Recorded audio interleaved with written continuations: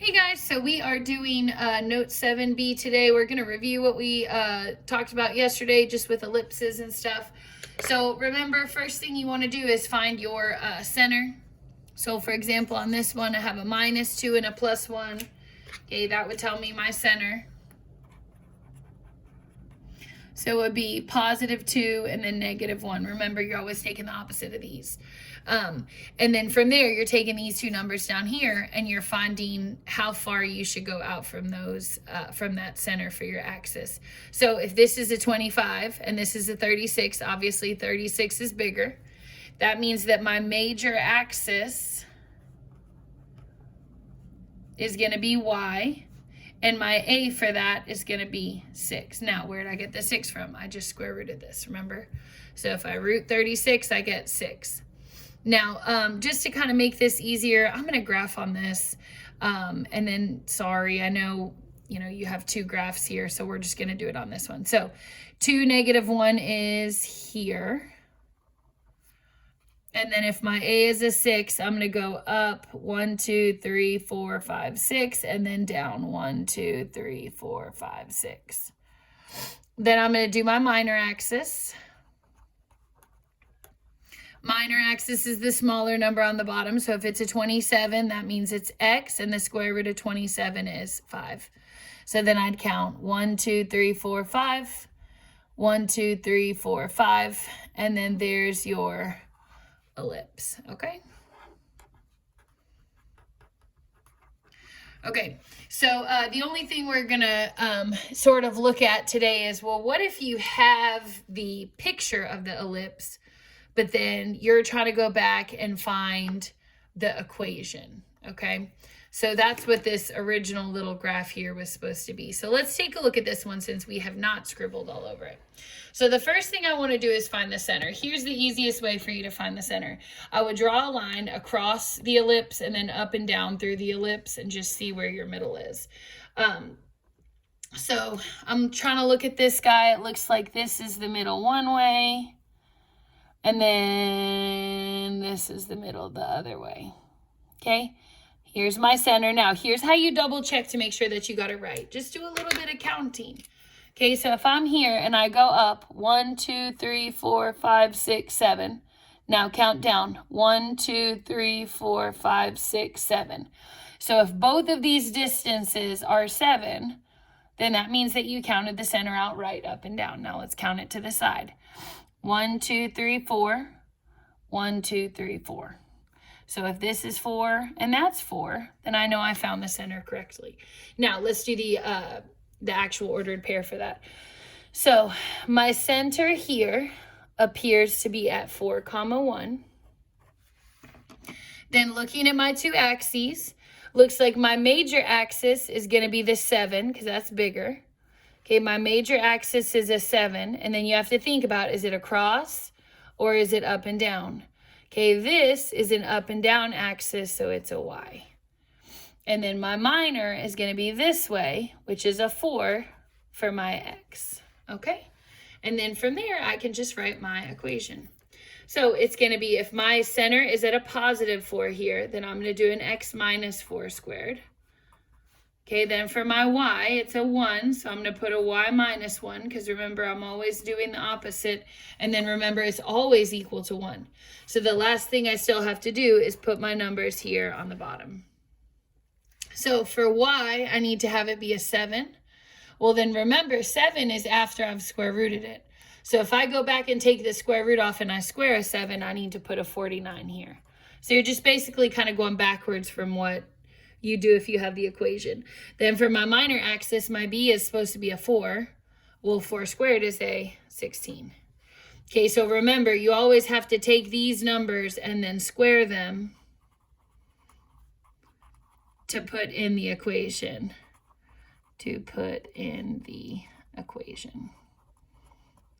Okay? All right, now let's see if we can look at the old equation on the picture that I kind of scribbled on. Okay, so this is for the first example, but we're looking at this one right here. So I'm trying to mark it up and down first, so it looks like maybe right here. And then I'm trying to mark it across this way. It looks like maybe here. Now remember, you haven't confirmed it until you've counted it out. So if I'm counting here, I see 1, 2, 3, 1, 2, 3. So I know that distance is 3. Then I'm going to count across this way. 1, 2, 3, 4, 5, 6. 1, 2, 3, 4, 5, 6. So that distance is 6. But remember, if it's not the same on both sides, that means that your center's off. Okay? So let's find our center here. It looks like it's here 0, 0, negative 1, negative 2, negative 3, and then down 1. So it's a negative 3, negative 1. Okay, then I need to find my major and my minor axis. So I see my major axis is 6, which is running across like this. That means it's the x-axis and it's a 6. Then I look at my smaller distance here was a 3. That's a y-axis of 3. And then from there to write the equation, remember I can start with my center. So if it's a minus 3 here, I'm going to change that to an x plus 3 squared. Then I'm going to do a y plus 1 squared equals to 1 always if it's an ellipse. And then I just have to put the bottom numbers to reflect what those radius distances are. So my x needs to have a 6. That means I need a 36 on the bottom of that. Because remember, I'm going to square them to put them in the equation. Okay? Then over here, I see that I have a 3. Can't use a 3. I have to do a 3 squared. That's 9. And then that would be my graphing form. Okay? Makes sense? So that's what you're doing for the first question or two on your homework. It's just kind of like you're going to look at the graph and then see if you can write the equation for those. Okay, and then remember, you're getting the keys to those. They're on the website for you to check. Okay, so let's take a look at the next question, marked number 1. So it says, when an equation is not in that standard form, you convert it by completing the square, which we already kind of learned, reviewed how to do last week. Remember, we've done complete the square a bunch of times. So the first thing that you're going to do is look across the board and see if there's any number that you can just divide to get it out of the way. So the first thing that I'm noticing here is that I have a 2 in common with all of these numbers across the board. So I'm going to just divide everything through by 2. So my 2x squared is now just a normal x squared. My 16x is now just an 8x. Then remember, I'm going to leave a little blank. Okay, then my 50y squared divided by 2, now that's a 25y squared. And then my 100y is now just going to be a 50y. Then I'm going to leave my little blank here, equals, this was a negative 32, but since I'm dividing it by 2, now it's a negative 16. Then from there, I'm going to look and see if I can find a GCF between the x's and the y's. Remember, we're treating these as like totally separate problems at this point. So when I look at my x's, I see they don't have anything in common. But my y's, 25 and 50, can both divide by what? Okay, so let me rewrite my x's. These are going to stay the same. Okay, I can take a 25 out of both of those. So 25 to the front leaves me with a y squared here. Think about like you're dividing by 25 to GCF it out. So I'm going to take a GCF of 25 out. That gives me just a regular y squared. And then 50 divided by 25, that gives me a plus 2y. Okay, now notice I'm not doing that all the way across. I'm only dividing them out of the y's. The y's are kind of like partners. The x's are kind of like partners. Okay, then from there, I'm going to say, okay, well, let's complete the square. So I have x minus 8. Well, remember, complete the square. I can only take one x. I can only take half of the 8, which is a 4. And then I'm like, okay, well, then I have to add back a 4 squared. So 4 squared is 16. So I'm going to put a plus 16 here. I'm going to put a plus 16 here. Then I go to my y's. I have a plus 25. Then I'm looking at my number here. I have a y plus 2y. So I can only take one y. I can only take half of the middle. So if that's a 2, I can only take 1. And then I look at this to be like, okay, well, 1 squared is a plus 1. Now, here's the problem. I'm adding a 1, But technically, what do I have here on the outside? Remember, everything in here is going to get times by what? Okay, I have this 25 as my GCF here. So when I put this plus 1 here, I have to remember that I'm going to times that by 25. Okay, and then 1 times 25 gives me a plus 25 on this side. Then on the other side, I'm just going to add all those numbers up, see what I get. So I have a negative 16 plus 16 plus 25. Okay, and I see that that gives me 25. Now, take a look at your equation. Can it look like this if it's supposed to be an ellipse? Ding, ding, ding. No, it can't. That needs to be an equals 1. So remember, in order for me to fix that, I'm going to divide everything through by that number over here, which is a 25. So divide by 25, divide by 25, divide by 25. Then I'm like, okay, well, x minus 4 squared over 25 plus. Then I look here and I'm like, oh wait, well if I just divided by 25, but I already had a 25, those cross out. 25 divided by 25 is just a 1. I don't even have to put anything. Now, I am still going to put the over 1 just because I don't want to forget that it's there. But technically, if I didn't, it wouldn't be wrong. Okay, then look at your next example, 25 divided by 25 here. That's a 1 as well. Now it's in ellipse form. Okay, then from there, I'm ready to identify my center. So I'm looking at these two numbers right here. I see a minus 4 and a plus 1. That tells me that my actual center, I'll write it up here. Okay, my actual center is going to be a positive 4 and a negative 1. So 4, negative 1 is right there. Oops, you can't see that. Let me zoom this out. Okay, so my center is 4, 1, and then you'll notice that down here I've now put that on my graph. Okay, the next thing I need to look for is my major and my minor. Okay, so looking at these two numbers on the bottom, I have a 25 or a 1. Well, obviously 25 is bigger. Who's 25's partner? 25 goes with x. So that means x is major. And then what is the square root of 25? Well, it's 5. So then I'm going to count from here. 1, 2, 3, 4, 5. 1, 2, 3, 4, 5. Okay. Then I'm going to look at my second number, which is down here under y. Y is going to be the minor axis. And then I can see that if it's a 1 on the bottom, the square root of 1 is still 1, which means that I can go back to my center, up 1, down 1, and then, whoop, there's your ellipse. Okay, got it? All right, let's do a couple more like that. Go ahead and turn the page when you're ready, please.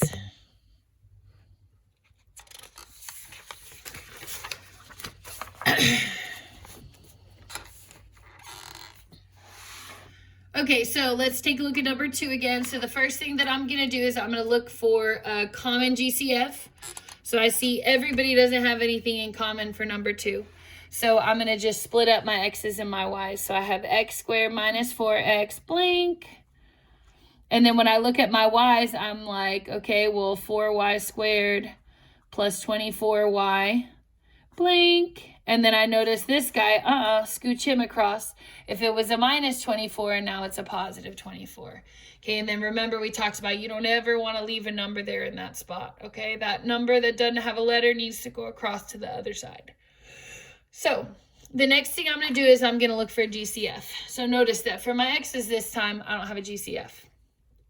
X squared doesn't have anything with it, neither does minus 4x.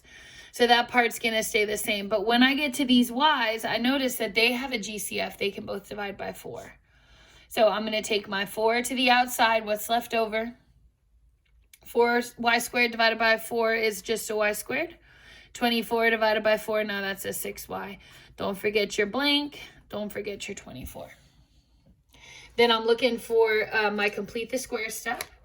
So I'm going to say, okay, well, I can only take one x. And then out of 4, I could only take minus 2 squared. And then I'm like, okay, well, what is 2 squared? 2 squared is plus 4 and plus 4. Now let's do the y's. So I'm checking out my y's. I have this little 4 on the outside here. Then I can only take one of the y's. I can only take half of the 6, which is a plus 3. And then I'm like, well, wait, what's 3 squared? 3 squared is 9. Now, am I adding just a 9 over here? Okay, remember the answer to that is no. My plus 9 from here is in parentheses, which means that it needs to be multiplied by the 4. Okay, just like the y and the 6 were multiplied by the 4, so does the 9. So 4 times 9 here gives me a plus 36. And then I'm going to take all these numbers, I'm going to add them up and figure out what goes on the other side. So I have 24 plus 4 plus 36. Bam, we get 64. Okay, so that side over there now is equal to 64. And then I'm like, okay, awesome. Well, I can identify my center, but I can't complete the problem all the way because of this number here. Remember, that needs to be an equals 1. So if it's an equals 64, that's a problem. I have to divide everything through by 64. Okay? So this is now a 64 divided by 64, which is a 1. And then my x minus 2 squared. Notice that there's not a number here, so that's just going to stay a 64. But then when I get to this guy, notice my 64 and my 4 need to be reduced. So I have 2 ways to do that. If I have a calculator like this, I can do 4 divided by 64, math, enter, enter. Remember, the math button turns it into a fraction. It tells me that's really a 1 over 16. Or if you're working on your calculator on your phone, then you can just flip it over and divide it upside down. So I'd do 64 divided by 4. And then just remember to put the answer on the bottom. So if I get a 16, I know that that 16 actually belongs on the bottom of that equation. So I'd still have my y plus 3 squared here, but I'll have a 16 on the bottom. Okay, let's identify our center, then our major and minor axis, and then we can graph our ellipse. So I see that I have a minus 2 here and a plus 3 here. That means that my center is positive 2 and negative 3. 2, negative 3 is right there. Then I can look for my major and minor axis by comparing these two numbers here. So that's a 64, that's a 16. Well, obviously 64 is bigger. 64's partner is x. That means that x is my major axis. Then I square root the 64 and I get a major axis distance of 8, which means I'm going to come back up here to my little graph. Oops, you can't see that. Okay, notice I put my center at 2, negative 3. Then we said our major axis was x and it's a difference of 8. So I'm going to count 8 to the side. 1, 2, 3, 4, 5, 6, 7, 8. Then I'm going to count the other way. 1, 2, 3, 4, 5, 6, 7, 8. Right there. Then I need my minor axis, so I'm going to look at the number on the bottom here. I see that this is a 16 under y, which means the square root of 16 is just a 4. So that means from this center dot here, remember that center, I'm going to count up 4 and then down 4. So 1, 2, 3, 4, 1, 2, 3, 4. And then once you get those 4 points, you can draw in your ellipse. Remember, that's just a fancy way of saying an oval. Okay, it looks just like that. All right, last one. Now, as we fill out this last one, I'm going to also go ahead and fill in the steps at the top. I know that some of you guys like to have steps to follow. If the steps freak you out, having them written out, then you don't have to use them, okay? So, number 3, and filling out the steps. So, step number 1, I'm going to group all the x terms together and all the y terms together, and I'm going to look for a GCF and a GCF. So that's what I'm looking for. So I have a 9x squared plus 18x blank. Then I have a 25y squared and a 100y blank. And then I have a 791. Okay? So I grouped all my terms together. Now I need to look for GCFs. So out of these two, I want a GCF. Out of these two, I want a GCF. Remember, they don't all have to have the same thing in common. The x's have to have their own. The y's have to have their own. So I see over here, these can both divide by 9. That means I have a 9x squared plus And then 18 divided by 9, that's a 2x. Now, don't forget that when you leave this little blank here, it's got to be in parentheses if you pulled the GCF out. Okay, versus like up here, I didn't have to put parentheses because the x's didn't have anything. Okay. Next one, I have a 25y squared and a 100y. Okay, well, 25 and 100, what do they have in common? They can both divide by 100. Then I have a y squared, because I took the 25 out, right? And then 100 divided by 25 leaves me with a 4y. Still a 791. Okay, then from there, I'm looking at my numbers. I have to, oh, oops, I forgot one other thing. Up in your steps. Okay, if you have a number with no x or y, make sure you move it to the right side of the equals. So for example, remember this minus 24, how I had to bump that across? Okay, that's kind of like your step 3. You just didn't have to do it. Okay, then we are going to complete the square. Okay, so look down at our example we're working. I have my 9 out here, x plus. I can only take half of the 2 x's, which means I can only take 1. And then I look at 1 squared. Well, 1 times 1 is another plus 1. Then I look at my second term. I have a 25 on the outside. I have a y squared. I can only take 1. Minus 4y is really just a minus 2 because I can only take half. Then I square the minus 2. And negative 2 squared gives me 4. Remember that if I type that in without the parentheses, since it's a negative base, it is going to come out wrong. So if this number in here is negative, make sure you use parentheses. Okay, but you can see here I got a 4. So I'm putting my plus 4 here. Okay, now let's come back up to our little steps here. So after I complete the square, it says make sure to add the constant after you distribute to the right side. Okay, so here's what that means. If I put a plus 1 here, I'm not putting a plus 1 on this side. I'm doing a plus 1 times 9. Because remember, that 9's on the outside waiting to multiply with the 1. So 9 times 1, I'm adding a 9. Then for this one over here, I put a plus 4, but that's not just a 4. It has a 25 out here waiting on it to go across. So I'm going to do 25 times 4. That's a plus 100. And then I'm going to add up all 3 of those numbers to know what to put here. So I'm doing 791 plus 9 plus 100. And I get 900. Okay. Now, notice that this needs to be an equals 1. If it's not an equals 1, then I can't graph it. So I am going to divide by the constant so that the equation is equal to 1. Then I'm going to reduce the coefficients and then graph.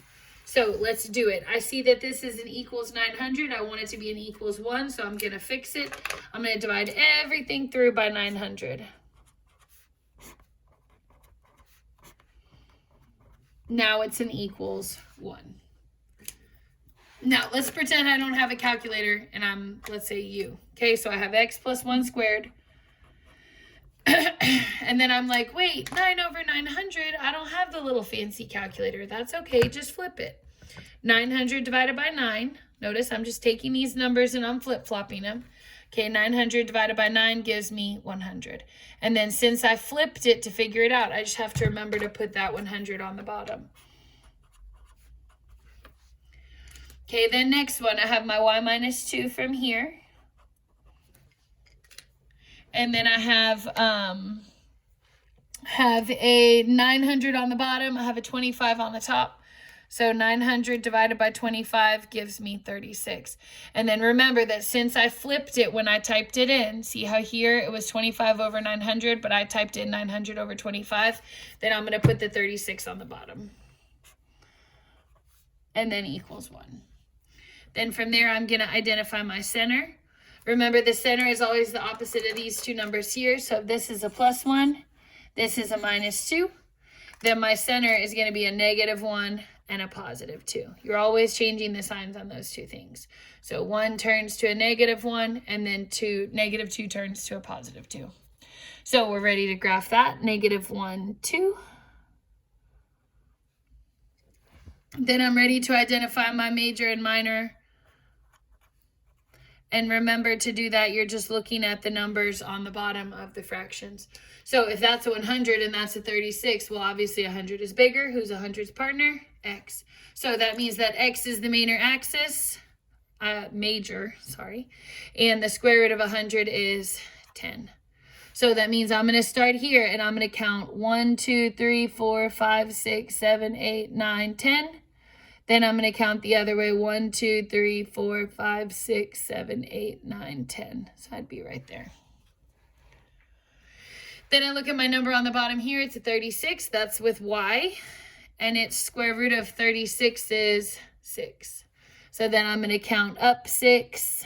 1, 2, 3, 4, 5, 6. And then I'm going to count down 6. 1, 2, 3, 4, 5, 6. Okay, then I'm going to take all those numbers, connect the dots, and you have your oval.